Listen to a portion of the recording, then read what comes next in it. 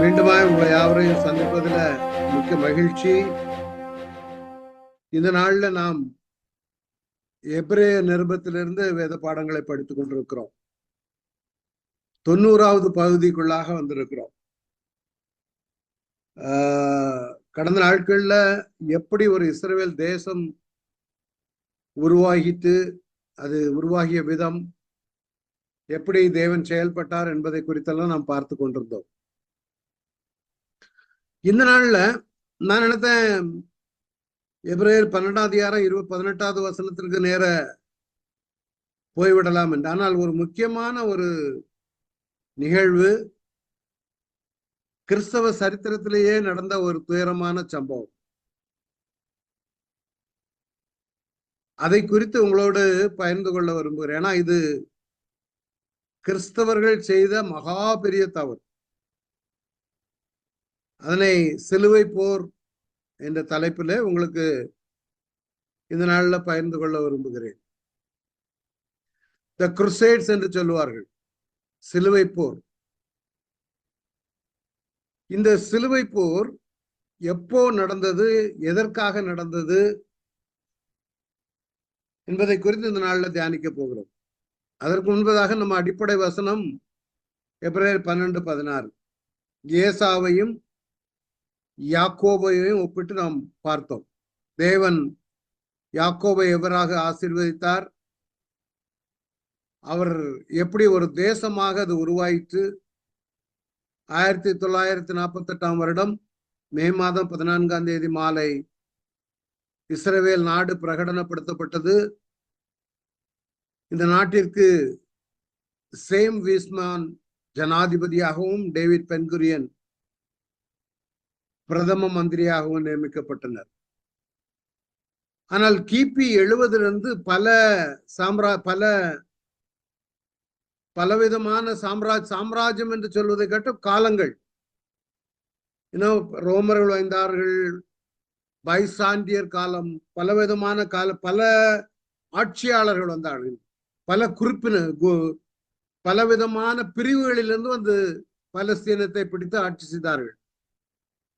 அந்த லிஸ்ட் உங்களுக்கு நான் ஏற்கனவே கொடுத்திருக்கிறேன். நான் யோசித்தேன் இவைகளெல்லாம் எடுக்கலாம் என்று. ஆனால் நம்முடைய அழைப்பில், அதாவது நம்முடைய அடிப்படை சத்தியத்திலிருந்து சற்று விலகி போகும். இது வந்து சரித்திரத்தை எடுத்து அடுத்த தலைவர்கள், அடுத்த பிரிவினர் எப்படி வந்து ஆட்சி செய்தார்கள் என்று அதை எடுத்து சொல்வதை காட்டிலும் சுருக்கமாக இதை கொடுத்திருக்கிறேன். ரோமர்கள் வந்தார்கள், பைசாண்டியர் அவர்களை ஜெயித்து, அதுக்கு பிறகு பெர்சியர், அரேபியர், இதெல்லாம் சேர்த்து செலுக்கியர்னு சொல்லுவாங்க. என்ன, சிலுவை போர் காலம். இதுல முக்கியமாக சிலுவை போர் காலத்தை குறித்து தான் இந்த நாள்ல பார்க்க போகிறோம்.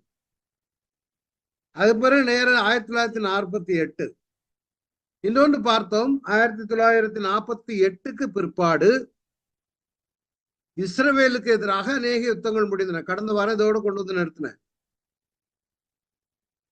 இந்த யுத்தங்கள் பட்டியலை கொடுத்திருக்கிறேன். ஆனா இதையும் விளக்கமா எடுக்கலாம்னு நினைத்தேன். அது நம்முடைய அந்த அடிப்படை வசனத்திலிருந்து சற்று விரிவாக போய் அது டீவியேட் ஆகுங்கிறதுனால அதை எடுக்க விரும்பல. ஆனா உங்களுக்கு இதை குறித்து நீங்க அறிய வேண்டுமானால் இன்டர்நெட்ல போய் பார்த்தீங்கன்னா உங்களுக்கு எல்லாம் தெரியும். பலஸ்தீனா யுத்தம் 1956 சூயஸ் கால்வாய் யுத்தம், 1967 6 நாள் யுத்தம். இது தமிழ்ல கூட இருக்கும், நீங்க தயவு செய்து போய் பாருங்க. இதெல்லாம் எப்படி 6 நாள் யுத்தம் நடைபெற்றது, இஸ்ரவேலர்கள் எவ்வாறாக மேற்கொண்டார்கள், இன்றைக்கும் கண்கூடாக நம்ம பார்த்து கொண்டிருக்கிறோம். சுற்றி எதிரிகள் மத்தியில இஸ்ரவேலர்கள் ஜெயம் கொண்டிருக்கிறார். அன்றைக்கு ஒன்றுமில்லாத காலத்துல வெற்றி பெற்றார்கள். 67 எல்லாம் பாத்தீங்கன்னா இந்த 6 நாள் யுத்தம், அதுக்கு முன்னால அவங்க ஆயத்தம் ஆயிட்டாங்க, இவங்க ஆயத்தமா இல்ல. சுற்றியுள்ள நாடுகளும் சொல்லிட்டோம் 1967 எல்லாரும் வெளியே வந்துருங்க, பலஸ்தீனியர் எல்லாம் சொல்லிட்டாங்க நீங்க வெளியே வந்துருங்க, நாங்க ஒரே வாரத்துல அடிச்சு கம்ப்ளீட்டா தூக்கிடுவோம், அதுக்கு பிறகு பலஸ்தீனா இஸ்ரேலுங்கிற தேசம் இருக்காது, நாம அங்க போய் ஆக்குப்பை பண்ணலாம். அப்ப இஸ்ரேல் சொன்னாங்க, யூதர்கள் சொன்னாங்க, யார பலஸ்தீனியர்களை போகாதங்க, நீ எகிப்துக்கு போகாதங்க, லெபனானுக்கு போகாதங்க, ஜோர்டானுக்கு போகாதங்க. ஏன்னா அது வர அந்த உள்ளுக்குதான் இருந்தாங்க. கோலன் ஹைட்ஸ் ஆனாலும் சரி, வெஸ்ட் பேங்க் ஆனாலும் சரி, காசாவானாலும் பலஸ்தீனியர்கள் இருந்தாங்க. அவர்கள் யாருடைய கட்டுப்பாட்டுல இருந்தாங்கன்னா, காசாவை எடுத்தீங்கன்னா எகிப்தினுடைய கட்டுப்பாட்டுல இருந்தாங்க. கோலன் ஹைட்ஸ் எடுத்தீங்கன்னா லெபனானுடைய கட்டுப்பாட்டுல இருந்தாங்க. வெஸ்ட் பேங்க் எடுத்தீங்கன்னா ஜோர்டானுடைய கட்டுப்பாட்டுல இருந்தாங்க. ஆனா உங்களுக்கு ஃப்ரீடம் கொடுக்கல. அங்கிருந்து கொண்டே இஸ்ரவேல் தேசத்திற்குள்ளாக போய் வேலை செய்து தங்களுடைய ஜீவனத்தை ஓட்டி கொண்டிருந்தார்கள். அப்போ யூதர்கள் சொன்னாங்க, நீங்க போகாதங்க. அவங்க என்ன நினைச்சிட்டாங்க, சுற்றி இருக்கிற நாடுகள் எது, Lebanon, Syria, Iraq, Saudi Arabia, Egypt, எல்லா நாடும் சொல்லிட்டாங்க, நம்ம நாடு சேர்ந்து அடிக்க போறோம், நமக்கு ரஷ்யா சப்போர்ட் இருக்கு, வெளியே வாங்க அப்படி. இவங்க கிட்ட டேங்க் கிடையாது. இவங்க ரெண்டு பேருடைய கம்பாரிசனை பார்த்தீங்கன்னா, இவங்க அவங்ககிட்ட 10ன்னா இவங்ககிட்ட 1 தான் இருக்கும். அந்த அளவுக்கு 10:1 அந்த லெவல்ல தான் யூதர்கள் இருந்தாங்க அன்னைக்கு. அந்த அளவு இந்த அளவுக்கு டெவலப் இல்லை. ஆனாலும் 6 நாள் யுத்தத்துல தேவன் இவர்களுக்கு ஜெயத்தை கொடுத்தார். ஜெயம் கிடைத்த உடனே பார்டர் எல்லாம் க்ளோஸ் பண்ணிட்டு திருப்பி பலஸ்தீனியர்கள் அந்த நாட்டுக்குள்ள வரும்போது தடை பண்ணி விட்டு நிறுத்தி விட்டாங்க. அதனாலதான் உங்களுக்கு இங்க இந்தியாவில் உள்ளவங்களுக்கு தெரியாது, மத்திய கிழக்கு நாட்டுல உள்ளவங்களுக்கு தெரியும்.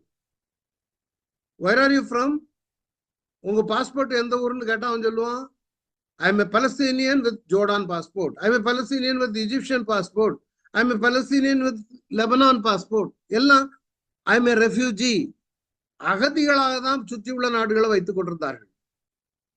இந்த 6 நாள் யுத்தத்தை பற்றி நீங்க படிச்சீங்கன்னா பிரமாதமா இருக்கும். ஒரே நேரத்துல எல்லாம் அவங்க எழும்ப முடியாத தரைமட்டமாக்கி விட்டாங்க இஸ்ரவேல்கள். அன்னைக்கே இன்றைக்கு பாருங்களேன், இன்றைக்கு நடந்த சம்பவம், ஈரான்ல போய் ஹமாஸ் தலைவரை போய் எப்படி கொன்னாங்கன்னு கூட இன்னும் கண்டுபிடிக்க முடியல. இன்னைக்கு நியூஸ் வந்திருக்குது, அது வேற கதை, அதை பற்றி பேச விரும்பல. அந்த அளவுக்கு தேவன் அவர்களுக்கு ஞானத்தை கொடுத்திருக்கிறார். அடுத்தது 1969 வளைகுடா யுத்தம், எகிப்திய யுத்தம். அடுத்தது யோம் கிப்பர் யுத்தம். யோம் கிப்பர்னா பாவநிவர்த்தியின் நாள்ல உபவாசம் இருப்பாங்க அவங்க, அதை பயன்படுத்தி அடித்து விடலாம் என்ற 73ல. லேபனான் யுத்தம், வளைகுடா யுத்தம், கல்ஃப் வார் உங்களுக்கு எல்லாருக்கும் தெரியும். இந்த யுத்தங்களை குறித்து தயவு செய்து நீங்க தெரிந்திருக்க வேண்டும். எப்படி இஸ்ரவேலர் மேற்கொண்டார்கள், எப்படி அவர்களுக்கு கர்த்தர் ஜெயம் கொடுத்தார். நிறைய அற்புதங்கள் நடந்துச்சு இந்த யுத்தங்கள்ல. சில சமயங்கள்ல எதிரிகள் வரும் பொழுது காற்று அடிக்குமா, காற்றடித்து அந்த வனாந்தரத்தில் உள்ள மண்ணெல்லாம் அப்படி வீசும் பொழுது அங்கே கன்னி வடிகள் எல்லாம் ஆண்டவர் காண்பித்து கொடுத்திருக்கிறார். எகிப்திய போர் வீரர்கள் சொல்லியிருக்கிறாங்க, எங்களால டேங்க் ஆபரேட் பண்ண முடியல, கை அப்படியே ஃப்ரீஸ் ஆயிட்டு அப்படியே சரண்டர் ஆயிருக்காங்க இஸ்ரவேலர்களுக்கு முன்பாக. இப்படி அநேக அற்புதங்கள் யுத்த களத்துல நடந்திருக்கிறது. இன்றைக்கும் அதே மாதிரி சம்பவங்கள் நடந்து கொண்டிருக்கிறது. இந்த யுத்தங்களை குறித்து நீங்க அறிந்து கொள்ளுங்கள். ஆனா இது தெரிந்திருக்க வேண்டும், நாம தேவ பிள்ளைகளுக்கு இவளெல்லாம் தெரிந்திருக்க வேண்டும். இஸ்ரவேல் தேசம் மேற்கொண்டு வரும் பிரச்சனைகள் என்ன.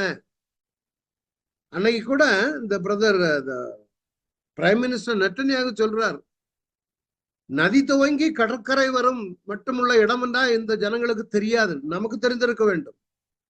நான் உங்களுக்கு வந்து சொல்லி கொடுத்திருக்கிறேன், நதி துவங்கி சமுத்திரம் வரைன்னா எந்த இடம் என்று ஒரு படத்தோடு கூட நமக்கு விளக்கம் கொடுத்து, நம்ம பிள்ளைகளுக்கு இதெல்லாம் தெரிந்திருக்க வேண்டும். சோ இதுல இன்றைக்கு நான் முக்கியமாக எடுக்க போகிறது சிலுவை போர் காலம். ரொம்ப ஒரு துக்ககரமான, வேதனையான, கிறிஸ்தவர்கள் செய்யக்கூடாத ஒரு சம்பவம் சரித்திரத்துல நடந்தது. இதுல எத்தனை பேருக்கு நீங்க இந்த அறிவு, உங்களுக்கு இந்த விஷயம் தெரிந்திருக்கும் என்று எனக்கு தெரியவில்லை. ஆனால் கிறிஸ்தவர்களாகிய நாம் இதை அறிந்திருக்க வேண்டும். எவ்வளவு மாபெரிய தவறு இழைக்கப்பட்டது இந்த சரித்திரத்துல, கிறிஸ்தவர்கள் தவறு செய்தார்கள் என்பதை அறிந்திருக்க வேண்டும். இதுல கிறிஸ்தவின் போதனையும் சிலுவை போரும். ஆண்டவர் போதித்த போதனை என்ன தெரியுமா? கண்ணுக்கு கண் பல்லுக்கு பல் என்று உரைக்கப்பட்டதை கேள்விப்பட்டிருக்கிறீர்கள். நான் உங்களுக்கு சொல்லுகிறேன், தீமையோடு எதிர்த்து நிற்க வேண்டாம். ஒருவன் உன்னை வலது கன்னத்தில் அறைந்தால் அவனுக்கு மறுகன்னத்தையும் திருப்பி கொடு. அதான் சொன்னாரு, ஆண்டவர் சொல்லிக் கொடுத்ததுதான். Don't fight back. நீ திருப்பி யுத்தம் பண்ணாத. உன்னோடு வழக்காடி உன் வஸ்திரத்தை எடுத்துக்கொள்ள வேண்டும் என்று இருக்கிறவனும் அங்கேயும் விட்டுவிடு. உன்னை 1 மைல் தூரம் வர பலவந்தப்படினால் அவனோடு 2 மைல் தூரம் போ. இதுல முக்கியமா வலது கன்னத்தில் ஒருவன் அடைத்தால் மறுகன்னத்தையும் திருப்பி கொடு என்று சொல்லுகிறார். உன்னிடத்தில் கேட்கிறவனுக்கு கொடு, உன்னிடத்தில் கடன் வாங்க விரும்புகிறவனுக்கு முகம் கோணாதே, உனக்கு அடுத்தவனை சிநேகித்து உன் சத்ருவை பகைப்பாயாக என்று சொல்லப்பட்டிருக்கிறதை கேள்விப்பட்டிருக்கிறீர்கள். ஆண்டவர் சொல்ற, நான் உங்களுக்கு சொல்லுகிறேன், சத்துருக்களை சிநேகியுங்கள், உங்களை சபிக்கிறவர்களை ஆசீர்வதிங்கள், உங்களை பகைக்கிறவர்களுக்கு நன்மை செய்யுங்கள், உங்களை நிந்திக்கிறவர்களுக்காகவும் உங்களை துன்பப்படுத்துகிறவர்களுக்காகவும் ஜெபம் பண்ணுங்கள். அப்படி இருக்கிற காலகட்டத்துல ஐரோப்பாவிலிருந்து, ஐரோப்பிய நாடுகளில் இருந்து கிறிஸ்தவர்கள், விசேஷமாக கத்தோலிக்கர்கள், அதனுடைய போப்பினுடைய ஆதிக்கத்தின் கீழ் இருந்தவர்கள், சிலுவை என்ற பெயர்ல நடத்தப்பட்ட போர்தான் சிலுவை போர். கிட்டத்தட்ட 192 வருஷம் நடந்துச்சு இந்த சிலுவை போர். இந்த சிலுவை என்ற பெயரை பயன்படுத்தி கிறிஸ்தவர்கள் நடத்திய போர் இது. தேவனுக்கு பிரியமான போர் அல்ல நிச்சயமாக. இதனுடைய சோர்ஸ் என்ன, Wilmington guides to the Bible அப்படின்னு ஒரு அந்த புக்ல இருந்து நான் எடுத்த சம்பவத்தை உங்களோடு தமிழில் மொழிபெயர்த்து கொண்டு வந்திருக்கிறேன். என்ன நடந்தது? இதுதான் சரித்திரம். சிலுவை போர்கள் என்பது கிறிஸ்தவர்களுக்கு இஸ்லாமியர்களுக்கு இடையிலான தொடர்ச்சியான மத போர்கள் ஆகும். இந்த கிறிஸ்தவர்களும் இஸ்லாமியர்களும் அந்த புனித ஸ்தலம் எருசலேம் முக்கியமாக கட்டுப்பாட்டை யாரிடத்தில் வைப்பது என்பதற்காக தொடங்கப்பட்ட யுத்தம்தான் இந்த சிலுவை போர். சிலுவை போர் என்று பெயரிட காரணம், கிறிஸ்தவர்கள் சிலுவை அடையாளத்தை கையிலே கொண்டும் தன்னுடைய ஆடைகளிலே சிலுவை அடையாளத்தை பொறித்தும் வாளை கொண்டு யுத்தம், லிட்டரலா யுத்தம் பண்ணாங்க. மொத்தத்தில் கிட்டத்தட்ட 8 சிலுவை போர் பயணங்கள் நடந்தன. பயணம் எங்க இருந்து? ஈரோப்பில இருந்து பலஸ்தீனாவை நோக்கி பயணம் பண்ணி நடந்த சிலுவை போர்கள். They are called the Crusades. இந்த கல்ஃப் வார் நடந்த பொழுது பிரசிடென்ட் புஷ் முடியும் பொழுது சொன்னார், we are the Crusades அப்படின்ட்டார். ஒரு வார்த்தை தவறாக விட்டுட்டார். இந்த ஐரோப்பிய நாடுகள்ல இருந்த கிறிஸ்தவர்களுக்கு தங்களை ஒப்பிட்டு பேசுறதுனால கிறிஸ்தவ சமுதாயமே அன்றைக்கு கொந்தளித்தது. இஸ்லாமியர்கள் சொன்னாங்க, they are Crusades. சிலுவை போர் வீரர்கள், கிறிஸ்தவர்களுக்கு பேரே குருசைட்ஸ் தான். மத்திய கிழக்கு நாடுல அவங்கள குருசைட்ஸ் தான் சொல்லுவோம்.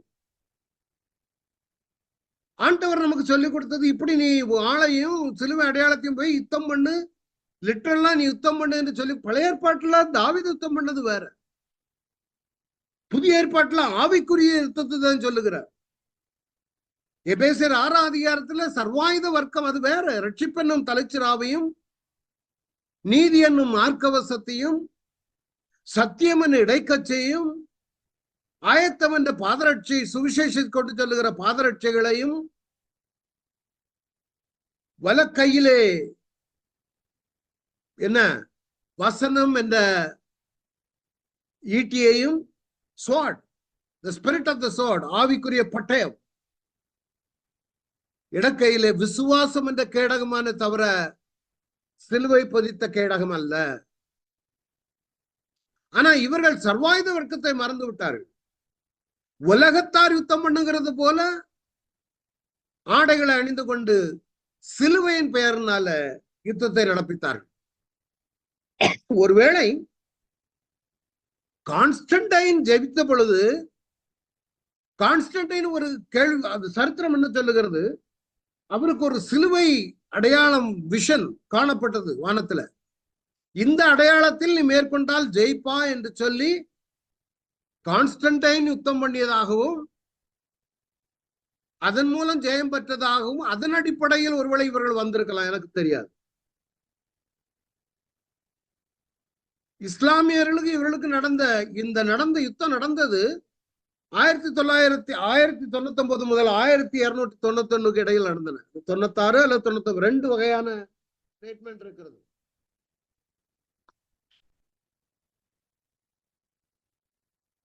இந்த காலகட்டம் மிகவும் கொடிதான ஒரு காலகட்டம். கொந்தளிப்பானது மட்டுமல்ல, கல்வாரி சம்பவத்திற்கு பிறகு மிகவும் துயரமான சம்பவம், வெட்கக்கேடான சம்பவம். கிறிஸ்தவர்கள் என்ற பெயரில் நடத்திய ஒரு சம்பவம். நூறாயிரக்கணக்கான ஐரோப்பிய படைகள் பிரம்மாண்டமான அரபு இராணுவங்களுடன் சண்டையிட அணிவகுத்து எங்க இருந்து? யூரோப்ல இருந்து நடந்து வந்தான். அது ஒரு கடுமையான காலகட்டம், துயரகரமான ஒரு சம்பவம். இங்கே நிறைய ரத்தம் சிந்துதல், படுகொலைகள், அநேக யூதர்களும் கொல்லப்பட்டார்கள், இஸ்லாமியர்களும் கொல்லப்பட்டார்கள். சிலுவை பெயராலும் இயேசுவின் பெயராலும் செய்யப்பட்ட படுகொலைகளும் கொடுமைகளும் ஆகும். இந்த நேரத்தில் எருசலேமை அந்நிய தேவர்களை வணங்கிய the pagan rulers, அவர்களிலிருந்து எருசலேமை மீட்கும்படியாக இந்த யுத்தங்கள் நடந்தன. அதுலயும் 4வது 5 மொத்தம் 8ல 4க்கும் 5க்கும் நடுவுல குழந்தைகளும் சிலுவை போரில் பயன்படுத்தப்பட்டன. இது ஒரு கிறிஸ்தவ வரலாற்றில் புனிதமான சிலுவையை தவறாக பயன்படுத்தி நடந்த ஒரு சோகமான சம்பவம். இந்த சிலுவை போர் மறந்துவிடக்கூடாது. உங்களுக்கு இந்த 8 சிலுவை போரை குறித்தும் உங்களோடு எப்பப்ப நடந்துச்சு, என்னென்ன நடந்துச்சு என்பதை இந்த நாள்ல ஸ்டடியில பகிர்ந்து கொள்ள விரும்புகிறேன். முதலாவது சிலுவை போர் 1095. 1087 பீட்டர் என்ற ஒரு ஐரோப்பிய துறவி, ஹெர்மிட்னு சொல்லுவாங்க இங்கிலீஷ்ல, அவர் எருசலேம் போய் வந்த பொழுது பயங்கரமான துக்கம் அவருக்கு. எருசலேம்ல கிறிஸ்தவர்கள் துன்புறுத்தப்படுகிறார்கள். இஸ்லாமியருடைய ஆட்சி நடந்து கொண்டிருக்கிற காலம். இந்த மனுஷன் பார்க்கறதுக்கு ஒண்ணும் பெரிய இருக்க மாட்டார், டிஸ்பிகர்ட் பர்சனாலிட்டி என்று சொல்லுவார். ஆனா சிங்க இருதயம் உடையவர். அங்கு எருசலேமுக்கு சென்ற பொழுது அங்கு ஒரு பிஷப்பை, கிறிஸ்தவ பிஷப்பை சிறைப்பை பிடித்து வைத்திருந்தாங்க எருசலேம்ல. இவர் அவரை போட்டு சந்தித்தார். அப்ப அந்த எருசலேமில் உள்ள பிஷப் இந்த பீட்டர்ட்ட சொன்னார், நீங்க ரோம்ல போய் போப்பு கிட்ட சொல்லி எங்களை விடுவிக்க ஒரு படையை அனுப்புங்கள். இதுதான் துவக்கம். ஒரு கடிதம் எழுதி கொடுத்து விடுகிறார் அருட்தந்தைக்கு. யாருக்கு? போப்புக்கு. எருசலேமை விடுவிக்க ஒரு படையை திரட்டுமாறு ரோம்ல இருக்கக்கூடிய போப்புக்கு 2ஆம் அர்பன் பீட்டர் மூலம் இந்த ஆயர் கொடுத்து அனுப்பினார். போப் அர்பன் அங்க ஏற்கனவே கன்ஃபியூஷன்ல இருக்காரு. தன்னுடைய ஆட்சியை தொடருமோ, இந்த போப்புகள் எல்லாம் தங்களுடைய பீடத்தை தக்க வைத்துக் கொள்ள எதையும் செய்வார்கள். அந்த நாட்கள்ல பைபிளையே வாசிக்க விட மாட்டாங்க, அதுவும் ஆங்கிலத்துல மொழிபெயர்க்க விடல. அதனால அநேக மொழிபெயர்ப்பாளர்கள் கொல்லப்பட்டார்கள். டிண்டேல், விக்லிஃப், இவங்கெல்லாம்.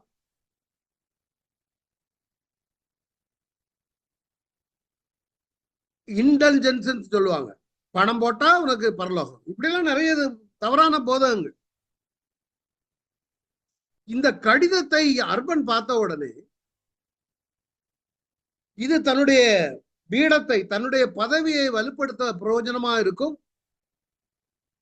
புனித நகரத்தை புறமதத்தோடு காப்பாற்ற ஒரு வாய்ப்பாக கருதினார். உடனே அவர் என்ன செய்தாரு? 1095 நவம்பர் 18 பிரான்ஸ்ல உள்ள கிளர்மாண்ட் நகரில் ஒரு சிறப்பு கூட்டம் நடைபெற்றது. இதுல போப்பு, பீட்டர் த ஹெர்மிட், ஆர்ச்சி பிஷப்பு, சாதாரண பிஷப்புகள், மடாதிபதிகள், ஏராளமான பாதிரியார்கள் மற்றும் யுத்த வீரர்கள் நிறைய பேர் கலந்து கொண்ட பொழுது அந்த போப் அர்பன்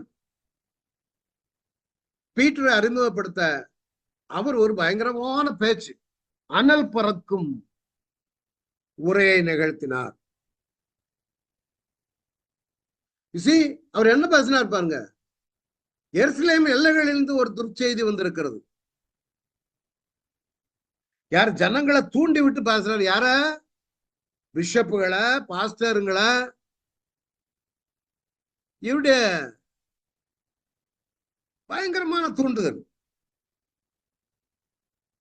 பயங்கரமான தூண்டுதல். இந்த காலகட்டத்தில் அவர் என்ன சொல்றாரு? ஒரு சபிக்கப்பட்ட இனம், ஒரு சபிக்கப்பட்ட இனம் தேவனிடமிருந்து பிரிந்து கிறிஸ்தவர்களின் நிலங்களை ஆக்கிரமித்துள்ளது. இஸ்லாமியர்கள் கிறிஸ்தவர்களை தீயிட்டு கொளுத்தியும் இரும்பு கம்பிகளால் தாக்கியும் அவர்களின் அநேகரை சிறைப்பிடித்தும் இருக்கிறார்கள். நிறைய கிறிஸ்தவ தேவாலயங்கள் இடித்து போடப்பட்டு நிறைய ஆலயங்கள் தங்களுடைய சொந்த சடங்குகளுக்காக பயன்படுத்தப்படுகின்றன. சில ஆலயங்கள் குதிரைகள் நாயகமாகவும் சில ஆலய பலிபீடங்கள் தங்கள் கழிப்பிடங்களாகவும் மாற்றியுள்ளார்கள். அவருடைய பேச்சு ஹிட்லர் பேசின மாதிரி. ஜனங்களின் மத்தியிலே கொந்தளிப்பை ஏற்படத்தக்கதான ஒரு மெசேஜ். தொடர்ந்து நீங்க பாத்தீங்கன்னா என்ன சொல்றாரு பாருங்க. அவர்களை கட்டி, ஜனங்களை, கிறிஸ்தவர்களை முழங்கால நிற்க வைத்து அம்பு எய்தார்கள். தங்களுடைய வாழ் எந்த அளவுக்கு கூர்மையான இருக்கிறத பார்ப்பதற்கு கிறிஸ்தவர்களுடைய கழுத்தை பயன்படுத்தினார்கள். கிறிஸ்தவ பெண்களும் புனித பயணம் செய்பவர்களும் துன்புறுத்தப்பட்டனர். நகரங்களின் வாயில்களிலும் தேவாலயங்களின் நுழைவாயிலும் சுங்கவரி செலுத்த வற்புறுத்தப்பட்டு இன்னல்களுக்கு ஆளாயினர். இந்த பேச்சை கேட்டது ஜனங்கள் கொந்தளிக்க ஆரம்பித்து விட்டார் ஐரோப்பாவில். இந்த கட்டத்தில் பேச்சாளரை ஆயிரக்கணக்கானோர் குறுக்கிட்டு பரிசுத்த நகரத்தை மீட்டெடுப்பதில் தங்கள் உயிரை அர்ப்பணிக்க வருது. உடனே சொல்லிட்டாங்க எல்லாரும், நம்ம பரிசுத்த நகரத்தை காப்பாற்றணும். அன்னைக்கு ஸ்பிரிச்சுவல் டீச்சிங் இல்ல, ஆவிக்குரிய டீச்சிங் இல்ல. கிறிஸ்தவத்திற்காக கிறிஸ்தவர்கள் யுத்தம் பண்ண வேண்டாம், தேவன் நமக்காக யுத்தம் பண்ணுவார். இந்த கிரஹாம் ஸ்டெயின்ஸ் கொளுத்தப்பட்ட பொழுது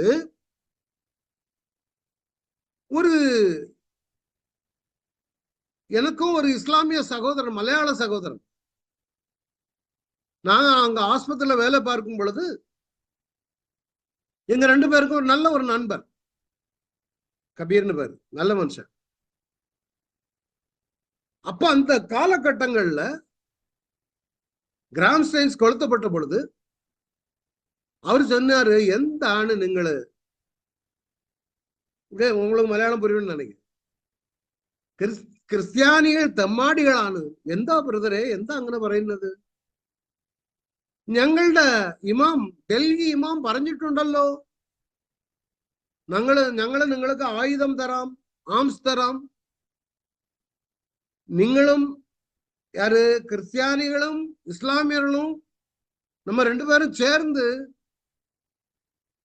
இந்த அரசாங்கத்திற்கு எதிராக நாம் யுத்தம் செய்வோம். கிரஹாம் ஸ்டெயின்ஸ் இறந்த சமயத்தில்.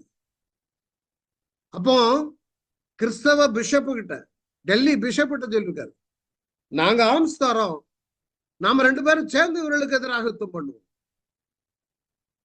அவர் அதை மறுத்து விட்டார். கிறிஸ்தவ பாதிரியார் அவங்க லேட்ல அதை உணர்ந்துட்டாங்க. ஆனா அந்த நாட்கள் அப்படி இல்லை. சொல்றாங்க, நம்ம போய் யுத்தம் பண்ணுவோம். அன்னைக்கு கிறிஸ்தவங்க இங்க கிராம் ஸ்டெயின்ஸ் கொளுத்தப்பட்ட பொழுது அவர்கள் இஸ்லாமியர்கள் நல்ல எண்ணத்தோடு தான் நாங்க ஆர்ம்ஸ் தர்றோம், நம்ம 2 பேரும் சேர்ந்து ஃபைட் பண்ணுவோம். அப்போ இந்த நண்பர் இடத்து சொல்றாரு, നിങ്ങൾ തെമ്മാടികൾ, ഞങ്ങള് ആംസ് തരാനും പറഞ്ഞതിന് ശേഷം നിങ്ങൾ you are not ready to accept. அப்ப நான் சொன்னேன் கபீர்ட்ட, கபீரே സംഭവം അങ്ങനല്ല കേട്ടോ, ദൈവത്തിന് വേണ്ടി ഞങ്ങൾ യുദ്ധം ചെയ്യ വേണ്ടാം. ദൈവത്തിന്റെ പകരം ദൈവം നമുക്ക് വേണ്ടി യുദ്ധം ചെയ്യണം. അതാണ് ദൈവം. നമ്മൾ ദൈവത്തിന് വേണ്ടി യുദ്ധം ചെയ്യ വേണ്ടാം. ദൈവം தெய்வம் நமக்கு வேண்டி யுத்தம் செய்யணும். அതാണ് தெய்வம். அன்னைக்கு இயற்கை அழிவு அந்த கிரஹாம் ஸ்டெயின்ஸை எரித்த இடங்களை எல்லாம் அழித்து. அப்போ பின்னால நான் அவன்கிட்ட கூப்பிட்டு சொன்னேன், கபீர் கண்டோ ദൈവം ഞങ്ങൾക്ക് വേണ്ടി യുദ്ധം ചെയ്തു. சரியா இளங்கோ നിങ്ങൾ പറഞ്ഞത് சரியா. ദൈവത്തിന് വേണ്ടി നമ്മൾ യുദ്ധം ചെയ്യ വേண்டாം. ഇത് അതാണ് இவர் செய்த തെറ്റ്. அது உடனே போடுறாங்க சிலுவை போர். இதுதான் காரணம். See, you don't have to fight to defend your religion. சிங்கம் தனக்காக போராடுவதற்கு யாரையும் தடா, அது என்ன தன்னை காத்துக்கொள்ளும். அதே மாதிரி இயேசுவுக்கு எதிராக செயல்படுகிற யாரானாலும் உனக்கு எதிராக வருகிற எந்த ஆயுதமும் வாய்க்காத போகும். நீ வாழ எடுக்காத. கிறிஸ்தவர்கள் அதனாலதான் இன்னைக்கு எங்கு கிறிஸ்தவர்களை அடித்தாலும் அவங்க திருப்பி பேசு. அது நம்முடைய தலைவர் நமக்கு கற்றுக் கொடுத்த ஒரு பாடம். பேதுருகிட்ட சொன்னார், பட்டயத்தை எடுத்தவன் பட்டல சாவுவான், நீ பட்டயத்தை திருப்பி போடுற வரையில. அவர் சொன்னார், எனக்கு நாம் ஆண்டவர்கிட்ட கேட்டாங்க நிறைய படைகளை அனுப்புவார். ஆனா நமக்கு முன்மாதிரியை விட்டு போனார். ஆனா இந்த சோகால்டு கிறிஸ்டியன்ஸ் இதை அவர்கள் புரிந்து கொள்ளவில்லை. ஏன்னா அது ஆவிக்குரிய, தேவர் நாட் ஸ்பிரிச்சுவலி லெட். அங்க ரட்சிப்பு கிடையாது, ஞானஸ்நானம் கிடையாது. கத்தோலிக்க மதங்கள்ல நடந்த சம்பவங்களே இதுதான். அதனால இவங்க ஒரு அந்த ஹெர்மிட் பீட்டர் என்ற துறவி பேச்சியை கேட்டது ஜனங்களுக்கு ஒரு நாயத்துக்கு போறேன். முதலாம் சிலுவை போர் காட் பிரே என்பது அவருடைய தலைமையில தாங்கப்பட்டது. எப்படியோ கஷ்டப்பட்டு யூரோப்பால இருந்து அங்க போனோம், மிடில் ஈஸ்டுக்கு. பாலஸ்தீனாவை போய் அடைந்தனர். போற வழியில அந்தியோக்கியா கோட்டை வந்துச்சு, தடுத்து நிறுத்தப்பட்டார்கள். அப்போ வேற ஒரு பீட்டர் பர்தலோமே என்ற ஒரு துறவி ஹெர்மிட், அவன் ஒரு கனவு கண்டானா. அந்த கனவுல புனித அந்திரேயா அவர்கிட்ட வந்து சொன்னாரா, எழுந்துரு, புனித பேதுரு தேவாலயத்துல நான் ஒரு இடத்த காண்பிக்கிறேன், அங்க தோண்டிப்பார், உங்க உள்ளுக்கு ஒரு ஈட்டி இருக்கும். அந்த ஈட்டி ஆண்டவரின் விழாவை துளைத்த ஈட்டி. எந்த அளவுக்கு உண்மையோ தெரியாது. அதை கையில் ஏந்தி படைக்கு முன் எடுத்து செல்லுங்கள், எதிரிகள் தோற்று போவார்கள் அல்லது தப்பி ஓடுவார்கள். இதுக்கு பிறகு நிறைய சம்பவங்கள் இருக்கு, அதெல்லாம் நாங்க கொண்டு வர விரும்பல. சுருக்கமாக முதலாம் அந்த சிலுவை போரை சொல்ல விரும்புகிறேன். சிறிது காலத்திற்கு பிற்பாடு ஜெருசலேம் கைப்பற்றப்பட்டது. சிலுவை போர் வீரர்கள் தங்கள் எதிரிகளை இரக்கமின்றி பாரபட்சம் என்று அடித்து நோக்கி, உங்களுடைய சத்துருக்களை சிநேகிங்கள் எல்லாம் போச்சு, அங்க மறந்துட்டாங்க, அவங்களுக்கு தெரியாது.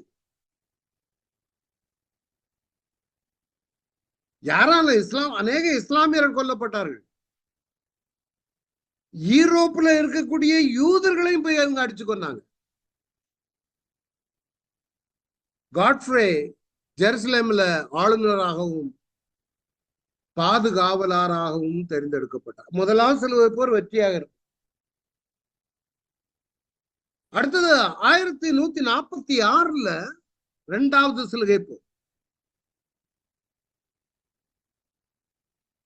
இந்த இரண்டாம் சிலுவை போர்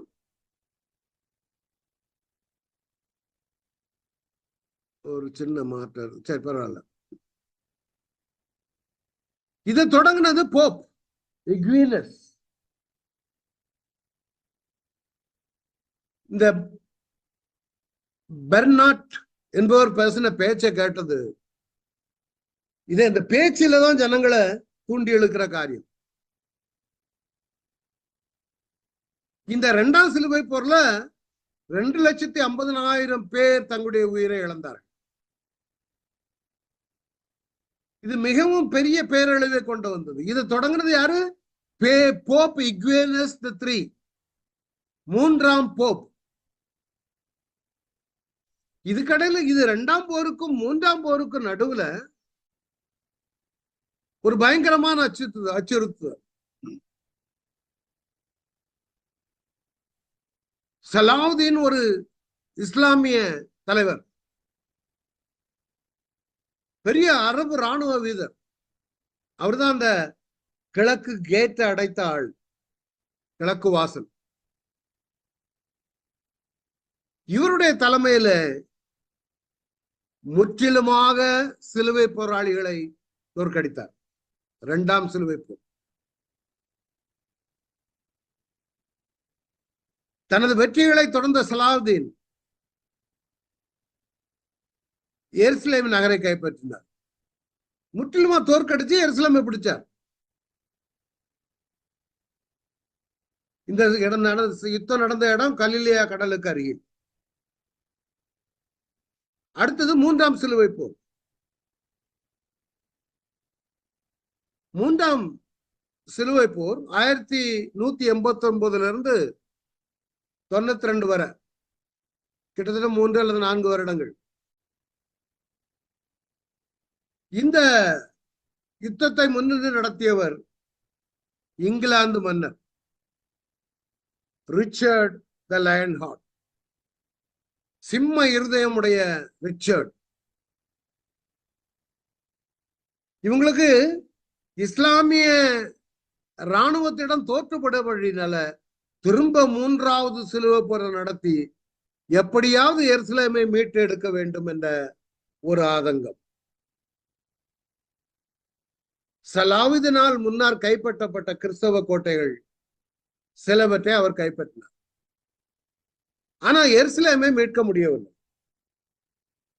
நான் ஜெருசலேம் இங்கிலீஷ்ல இருந்து அப்படியே போட்டிருக்கேன். எருசலேமை மீட்க முடியவில்லை. இங்கிலாந்து மன்னர் தலையிட்டும் கூட அவரால் எந்த ஒரு காரியத்தையும் செய்ய முடியவில்லை. இது மூன்றாவது சிலுவை. இதுல நிறைய சம்பவங்கள் இருக்குது. அவளெல்லாம் கொண்டு வந்தா 2-3 வாரம் போகும்.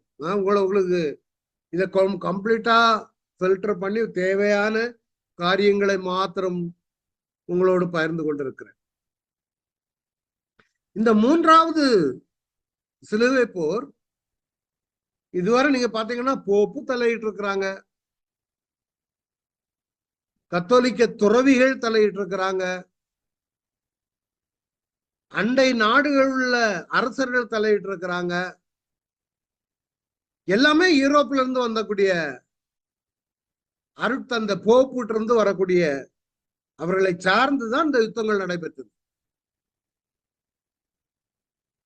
நான்காவது சிலுவை போர் 1602 இருந்து அது ஒரு 2 வருஷம். இந்த நான்காம் சிலுவை போர் திரும்ப இவங்களும் விடுற மாதிரி இல்ல, எப்படியாவது கைப்பற்றி விட வேண்டும். போப் 3ஆம் இன்னசென்ட் இந்த சிலுவை போரை தோண்டினார். இதுக்கு தலைமை தாங்கினவர் பிளான்டர்சன், அதாவது அந்த ஊருக்கு பேர் கவுண்ட் பால்வின் தலைமை தாங்கினார். ஆங்கிலத்துல இந்த பெயர்லாம் போடல. இவங்க போற வழியில பாலஸ்தீனா கூட போக முடியல. இந்த படைகள் கான்ஸ்டான்டினோபிள் நகரத்தில் சிக்கிக் கொண்டது. அதுக்கு பிறகு கான்ஸ்டன்டினுக்கு மேல போக முடியல. இது ஒரு துக்கமான காரியம். நிறைய இடங்கள்ல அவங்க யுத்தத்துக்கு போவாங்க, ஏன்னா பக்கத்துல இல்லைங்க. இங்க இருந்து ஒரு 3 மாசம் 4 மாசம் கடந்து போகணும். யூரோப்ல இருந்து ஏசியா மைனர் எல்லாம் தாண்டி அந்தியோக்கெல்லாம் தாண்டி இஸ்ரேலுக்குள்ள வரணும். நடுவுல மத்திய தரைக்கடல் இருக்குது. நான் அந்த மேப்பை போட்டிருக்கணுமா இருந்துச்சு, ஒருவேளை அது உங்களுக்கு பிரயோஜனமாக இருந்திருக்கும். அந்த மேப் இப்ப இதுல கொண்டு வர முடியாது. உங்களுக்கு தெரியும், மத்திய கிழக்கு பகுதிகளை சுற்றியுள்ள நாடுகள், பவுல் பயணம் செய்த நாடு யூரோப் மேல அங்க தள்ளி இருக்குது. என்ன, அங்க இருந்து இத்தாலி எல்லாம் தாண்டி ரோம், இத்தாலி அங்க இருந்து வந்து ஏசியா மைனருக்குள்ள வந்து எபேசு இந்த பட்டணங்கள் எல்லாம் தாண்டி அல்லது எபேஸ்ல இருந்து மத்திய தரைக்கடல் வழியாக வந்து இங்க யுத்தம் பண்ணணும். இந்த பைசாண்டியன் எம்பையர் இருக்குது, அந்த எம்பையர் பயங்கரமான எம்பையர். சோ கான்ஸ்டான்டினோபிள்ங்கிறது தான் பைசாண்டியன் எம்பையருடைய தலைநகரம். அதுக்கு மேல அவங்களால பயணம் பண்ண முடியும். இந்த 5ஆம் சிலுவை போர் தான் ரொம்ப துக்கமும் வேதனையும், நமக்கே ரொம்ப வேதனையா இருக்கும். இதெல்லாம் தயவு செய்து நம்ம நம்ம நம்ம இதெல்லாம் அறிந்து கொள்வது ரொம்ப பாக்கியவான், தெரிஞ்சிருக்கணும். சின்ன குழந்தைங்களை யுத்தத்திற்கு பயன்படுத்தினார் இந்த 4ஆம் சிலுவை போர்ல. ஒரு பையன் ஸ்டீஃபன் பேரு, இவன் ஒரு ஷெப்பர்ட் பாய். அவன் ஒரு கூட்டத்தை எடுத்துட்டு எனக்கு ஆண்டவர் தரிசனம் கொடுத்திருக்காருன்னு சொல்லி 1212ஆம் ஆண்டு ஜூன் மாதத்தில் 12 வயசு பையன் தனக்கு ஒரு தரிசனம். அதுல ஆண்டவர் சொன்னாராம். என்ன சொன்னாரு? தம்பி, நம்ம மொழி பாஷையில உங்களோட சொல்றேன். அந்த ஆடு மேய்க்கிற சிறுவன் பேர் ஸ்டீஃபன் சொன்னாராம், தம்பி ஸ்டீஃபன், இதுக்கு முன்னால வந்த 3 சிலுவை போரும் தோர்த்து போக காரணம் ஜனங்கள் சுத்தமாக இல்ல, பாவிகள், பாவத்துல இருக்கிறாங்க. அவங்க கரங்கள் எல்லாம் கரைபிடித்த கரங்கள். சுத்தமான கரங்கள் அல்ல, சுத்தமான இருதயங்கள் அல்ல, தவறான செயல்களில் ஈடுபடுற மோசமான மனிதர்கள் இந்த புனித எருசலேமை கைப்பற்ற முற்பட்டபடினால தேவன் அவர்களுக்கு உதவி செய்ய முடியவில்லை. ஆனா அதே நேரத்துல ஆண்டவர் சொன்னாராம், யார்கிட்ட? இந்த பையன்கிட்ட. சின்ன குழந்தைகள், கன்னி பெண்கள், அவங்க தவறே செய்ய மாட்டாங்க. அவங்க சின்ன பிள்ளைகள் தானே, அவங்க தவறு செய்திருக்க மாட்டாங்க. கன்னி பெண்கள், இளம் பெண்கள், வெர்ஜின்ஸ், அவங்களும் தப்பு செய்யாதபடியினால அவர்கள் மூலமாக யுத்தம் பண்ணினால் அந்த எருசலேமை அரபியருடைய கையிலிருந்து கைப்பற்ற முடியும் என்று சொன்னதாக கொண்டு இந்த ஜனங்களுக்கு ஒரு பயங்கரமானது. ஆமா, அது நல்ல ஐடியா தானே. ஏன்னா இதற்கு முன்பதாக அங்க உபதேசம் கிடையாது, ஆவிக்குரிய உபதேசம் கிடையாது. இவங்க ரட்சிக்கப்பட்டு முத காரியம் ரட்சிக்கப்பட்டிருந்தாலே கையில பட்டயத்தை எடுத்திருக்க மாட்டான். ரட்சிப்பின் அனுபவம் கிடையாது, வேத வாக்கியம் கிடையாது. இவங்களை கட்டுப்படுத்துகிறது எல்லாமே போப்பாண்டவர்கள். அவர்கள் சொல்லுவதுதான் தெய்வ வாக்கு. இந்த மாதிரி இடையிடையே துறவிகளோ இந்த பையனை பாருங்க ஒரு தரிசனம் பார்த்ததாக, தேவன் பேசினதாக சொன்னதும் இவங்களும் நம்பிட்டாங்க. அதே 1212ஆம் ஆண்டு ஜூலை மாசத்துல 8 வயது முதல் 18 வயது வரை 30,000த்திற்கும் மேற்பட்ட இளைஞர்கள் பாலஸ்தீனத்தை நோக்கி அணிவகுத்து செல்ல தொடங்கும். சின்ன பிள்ளைங்க, யோசிச்சு பாருங்க. 8ல இருந்து ஒரு 18 வயசு வரை வாலிப பையங்க, பிள்ளைகள், பெண்கள். என்ன யுத்தம்? புனித யுத்தம். இன்றைக்கு நிறைய பேர் இந்த மாதிரி புனித யுத்தம் பண்றாங்க. இது எங்க நடக்குது தெரியுமா? இந்த புனித யுத்தம் இந்த யுத்தத்தை செய்கிறவர்கள் இஸ்லாமியர்கள் செய்து கொண்டிருக்கிறாங்க. இது புனித யுத்தம் என்று அவங்க பெயரிட்டு இருக்கிறாங்க, கொலைகளுக்கும் கொள்ளைகளுக்கும். அதே யுத்தத்தை கிறிஸ்தவர்களும் செய்தார்கள். அதுதான் அவர்களோட துக்கம். அன்னைக்கு ஒரு நான் சொன்னேன் முதல்ல, பிரசிடென்ட் புஷ் சொன்னாரு,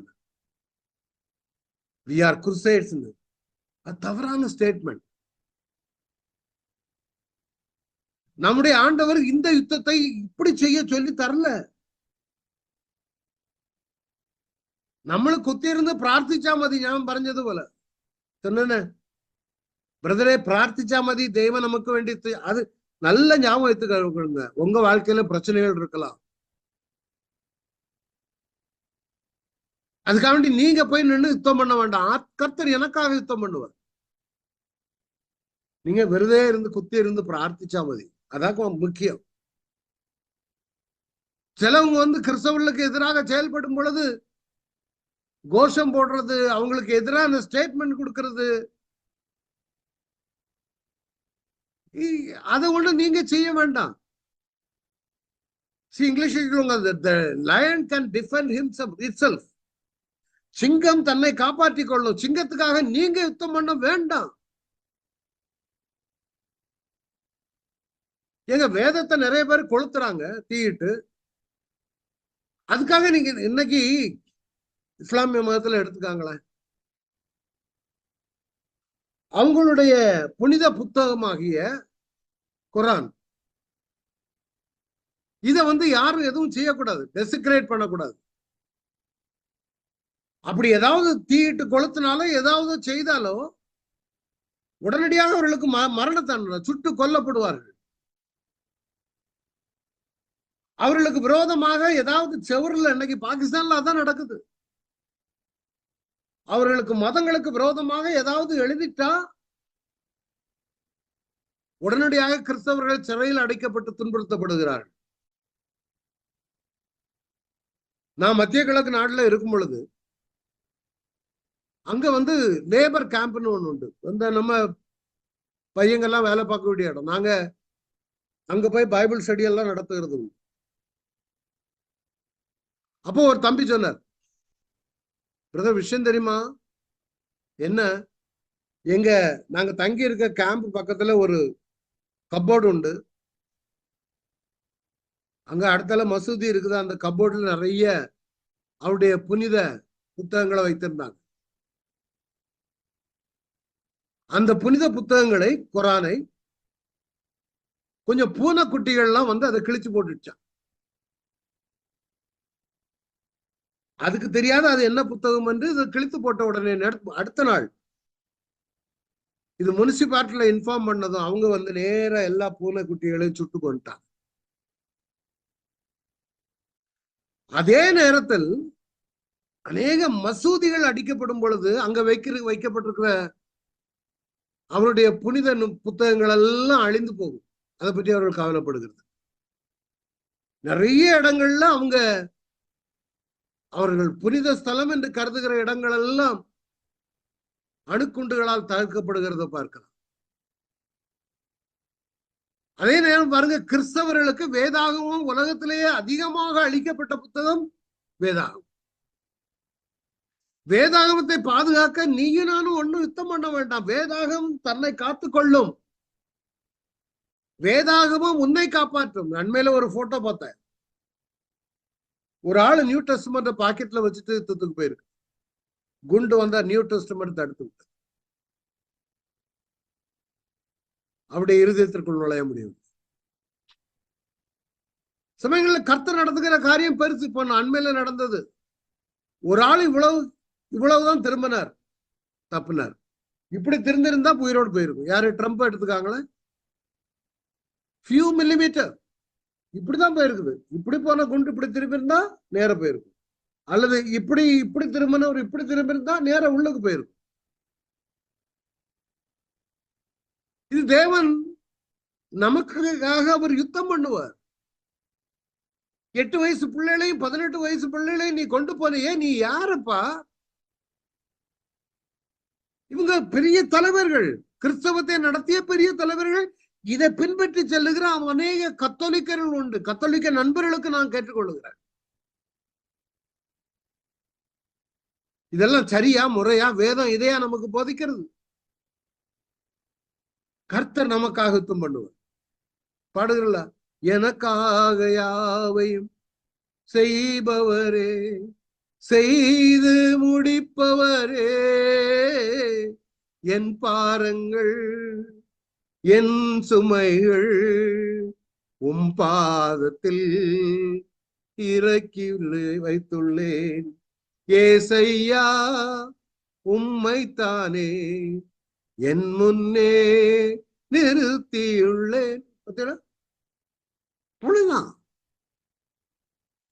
இவங்க யுத்தத்துக்கு போற வழியில கேட்பாங்களாம், பையன் குழந்தைகள்லாம் எங்கேயாவது ஒரு பெரிய செவரு வந்துட்டா கேட்பாங்களாம், இதுதான் எருசலேமா, இதுதான் எருசலேம் மதில் வந்தது, இதுதான் எருசலேமா. பெரிய தலைவர்கள் இல்ல, சின்ன சின்ன குழந்தைகள். சில பிள்ளைங்க திருப்பி ஓடிட்டு போற வழியிலேயே 1 மாசம், இந்த 1 மாசமும் சாப்பாடு வேணும். 10,000 பேர், அதுல கொஞ்சம் பேர் பின்வாங்கி ஓடிட்டாங்க.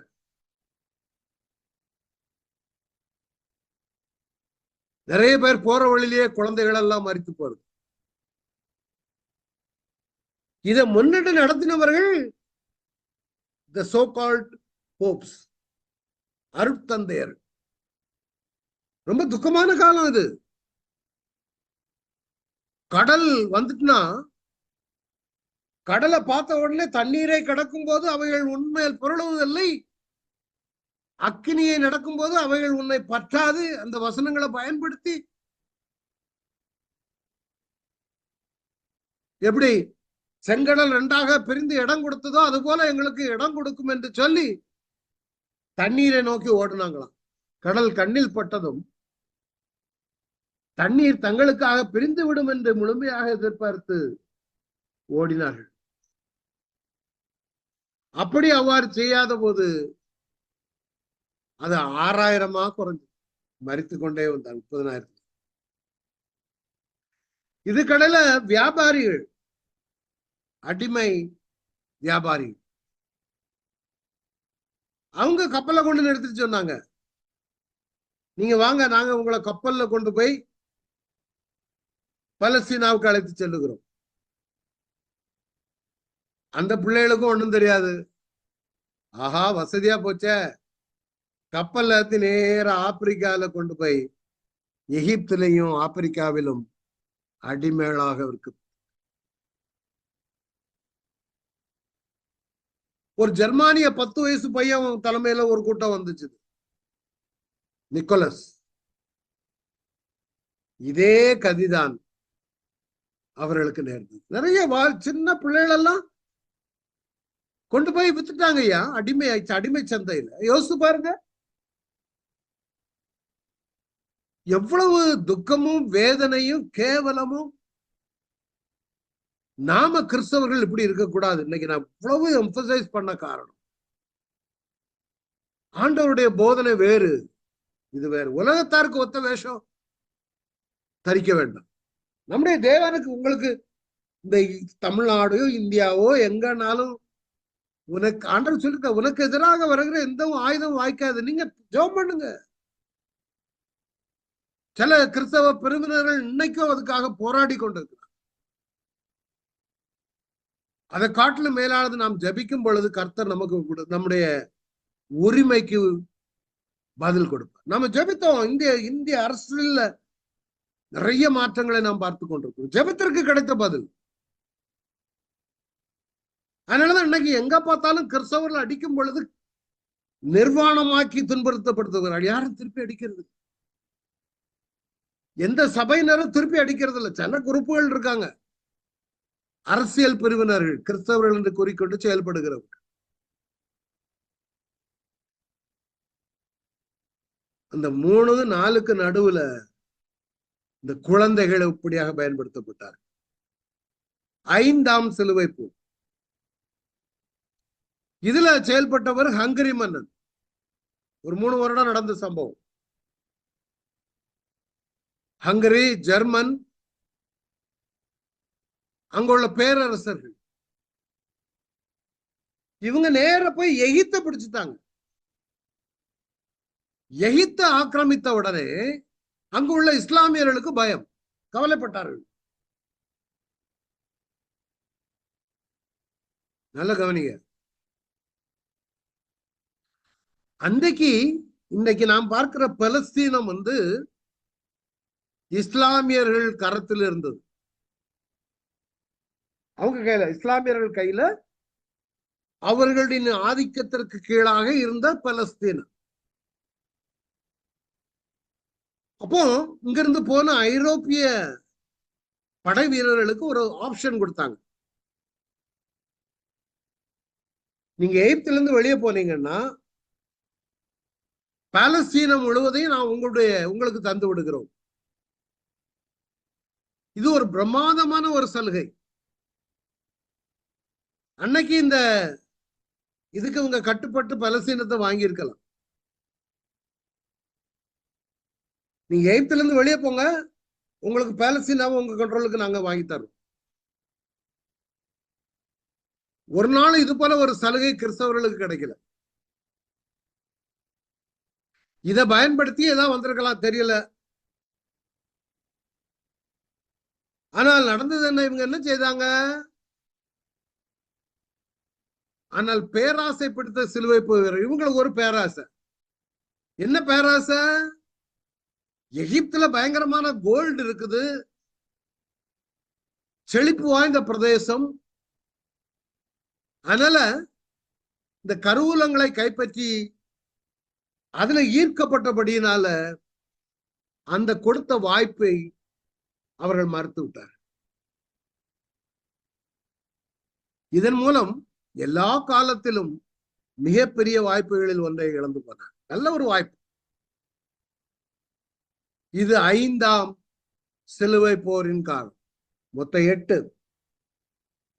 6வது சிலுவை போர், அதுவும் ஒரு 3 வருடங்கள் நடந்தது. இது பெரும்பாலானவற்றிலிருந்து வேறுபட்டது. இதுலயே 2 பேருக்குள்ள போட்டி. 2ஆம் ஃபிரெடரிக், 9ஆம் கிரிகோரி. அவர் ஒரு போப். 2ஆம் ஃபிரெடரிக் மூலம் அந்த வெற்றி கிடைச்சது. ஆனா அதை அவருக்கு பிடிக்காம போப்பு தலைவர்களுக்கு மத்தியிலே ஒரு போராட்டம். அந்த 9ஆம் போப்பு இதை சபித்தார்.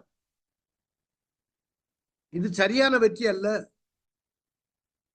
இந்த யுத்தம் ஒரு சபிக்கப்பட்ட ஜெயம். ஆனா ஃபிரெடரிக் என்ன பண்ணாரு? இஸ்லாமியர்களோடு ஒரு உடன்படிக்கை செய்து பெத்லஹேமையும் ஜெருசலேமையும் மீட்டெடுத்தார். இறுதியில ஃபிரெடரிக் புனித நகரத்திற்குள் நுழைந்து தன்னை ஒரு ராஜாவாக அறிவித்தார். 7வது சிலுவை போர். 7ஆம் சிலுவை போர் 1244 மீண்டும் இஸ்லாமியரிடம் விழுந்தது. இது 7வது போரை தூண்டியது, 7வது யுத்தத்துக்கு காரணம். இதை வழிநடத்தினவர் பிரெஞ்சு ராஜா, அரசர். அவரால் எதுவும் சாதிக்க முடியல. கடைசி அவரையே பிடிச்சி அரெஸ்ட் பண்ணி பணம் கொடுத்தாதான் விடுவேன்னாரு. அந்த பிரெஞ்சு ராஜா பணம் கொடுக்கப்பட்டு ஒரு சிறையிலிருந்து வெளிவந்தார். ஆக அதுவும் தோல்வியில முடிந்து இறுதியான 8வது சிலுவை போர் 1267 இறுதி போர். இதுலயும் பிரான்சின் மன்னர் லூயி, இங்கிலாந்து இளவரசர் எட்வர்ட், 2 மன்னர்களும், பிரான்ஸ் மன்னரும் இங்கிலாந்து மன்னரும் சேர்ந்து செயல்பட்டாலும் அவர்களால எதையும் சாதிக்க முடியவில்லை. ஏக்கர் என்ற இடத்தின் இறுதி வீழ்ச்சியுடன் பாலஸ்தீனம் சிலுவை போர் முடிவுக்கு வந்தது. ஒரு அறையில இறுதியில் அந்த கடைசி சோகமான இரவில் அவர்கள் தேவாலயத்தின் பெரிய அறையில் கூடி பிரார்த்தனை செய்தனர். பின்னல் தாங்கள் கப்பல்களுக்கு சென்று பாய்களை, அந்த பாய்மர கப்பல் தானே இருக்கும், கப்பல்ல போய் பாய்களை ஏற்றி பாலஸ்தீனாவிற்கு புறமுதுக காட்டிட்டு சைப்ரஸ் போய் அங்கிருந்து யூரோப்புக்கு போனார். சோ இவ்வாறு 192 ஆண்டுகள் நீடித்த நாடகம் முடிவுக்கு வந்தது. இறுதியில் பிறை, சந்திரன் சிலுவையை வென்றது. இஸ்லாம் சிலுவையை வென்றது. இதுதான் நடந்த சம்பவம். அதுக்கு பிறகு மம்லூக்கியர் காலம், துருக்கி ஆட்டோமன் காலம், பிரித்தானியர் காலம் வந்த பிறகு இஸ்ரேல் நாடு தோன்றியது. தேவ பிள்ளைகளை தேவன் நமக்கு கற்றுக் கொடுத்தது சர்வாயுத வர்க்கம். உலகத்தில் உள்ள யுத்த ஆயுதம் அல்ல. நல்ல ஞாபகம் வச்சு. உங்களுக்கு குடும்பத்துல பிரச்சனை, பிள்ளைகள பிரச்சனை, உங்க கையில எடுத்து நீங்க இது பண்ணாதங்க. கர்த்தர் யுத்தம் பண்ணட்டும். இது ஒரு பாடம் நமக்கு.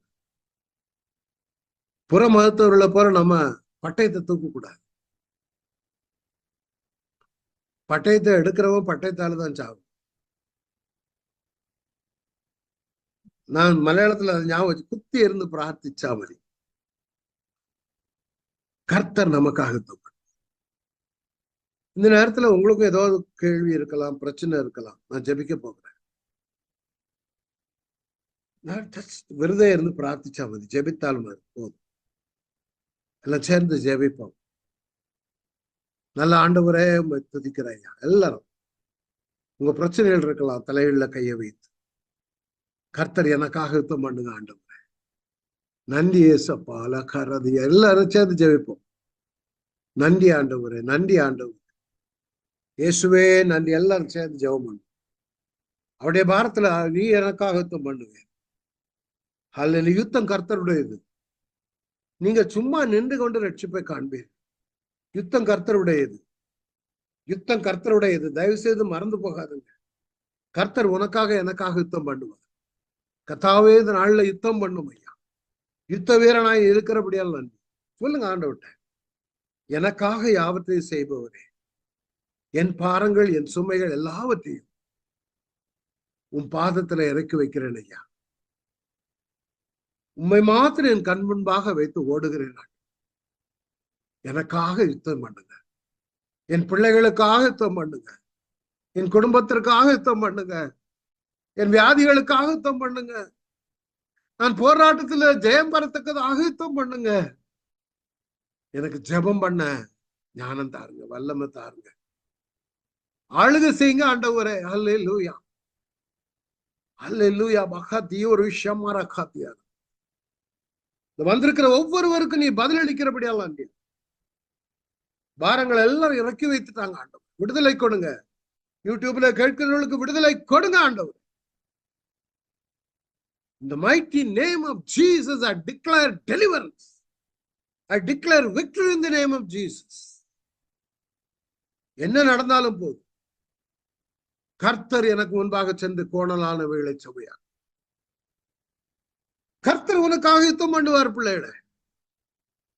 அவர்கிட்ட நீங்க சொல்லிட்டா போதும், கர்த்தர் அறிவார். ஹல்லேலூயா. கர்த்தருக்கு பயந்து பயப்படுகிற பிள்ளைகளுக்கு எல்லாவற்றையும் செய்வார். கர்த்தாவே, எங்களுடைய ஜெபத்தை கேட்டு பதிலளித்தபடியால் நன்றி. எல்லாரும் நன்றி சொல்லுவோம். நன்றி இயேசுப்பா. தொடர்ந்து கொடுத்த விடுதலைக்கு ஆசீர்வாதம். ஆளுகை செய்யுங்க. உடைய கரங்களில் ஒப்புக் கொடுக்கிற அன்பே இயேசுவின் மூலம் பிதாவே, ஆமென். என் ஆத்மாவே கர்த்தரை ஸ்தோத்திரி. என் முழு உள்ளமே பரிசுத்தநாமத்தை ஸ்தோத்திரி. என் ஆத்மாவே கர்த்தரை ஸ்தோத்திரி. கர்த்தர் செய்த சகல வாரங்களை மறவாதே. அடுத்த வாரம் எல்லாரும் எபிரேயர் 12ஆம் அதிகாரத்தை வாசிக்கணும். Thank you all for coming.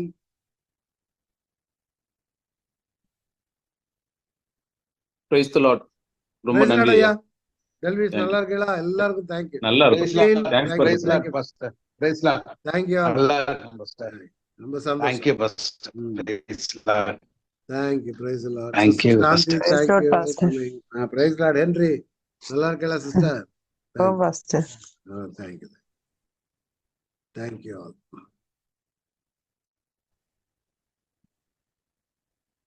Joslin நல்லா இருக்கீங்களா?